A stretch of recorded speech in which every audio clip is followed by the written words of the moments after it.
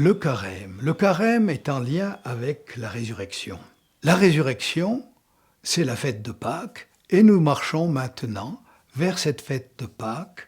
Et qu'est-ce que nous attendons de la résurrection? La résurrection, c'est la plénitude. C'est ce qu'il y a de plus beau, de plus grand, de plus merveilleux que ce que nous pouvons imaginer. Autrement dit, nous devons marcher maintenant vers Pâques pour mieux comprendre ce qu'est cette plénitude, cette richesse que nous offre la résurrection. Beaucoup de marchands de bonheur de notre temps nous parlent de l'épanouissement personnel, de toutes sortes de sagesse pour être heureux et bien dans sa peau.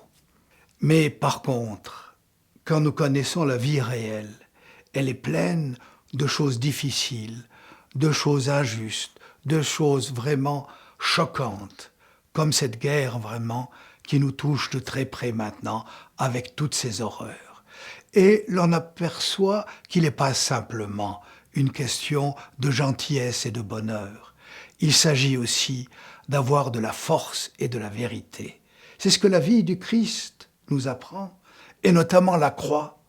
La croix, c'est terrible, c'est de la torture, c'est de l'humiliation, c'est du meurtre, c'est de l'injustice.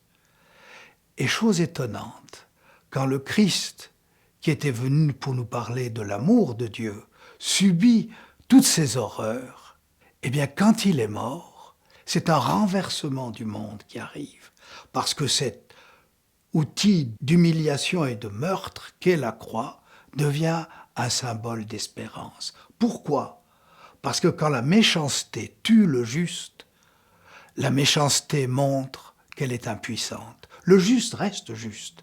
Sa valeur, son bien, augmente à nos yeux. Et maintenant, alors que l'injustice reste les mains vides dans sa culpabilité, le bien grandit en nous par la présence du ressuscité, de sa bonté, de sa proximité, de sa gentillesse.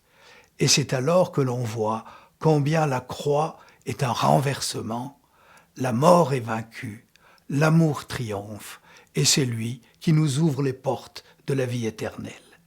C'est le chemin de Pâques, c'est notre chemin de carême.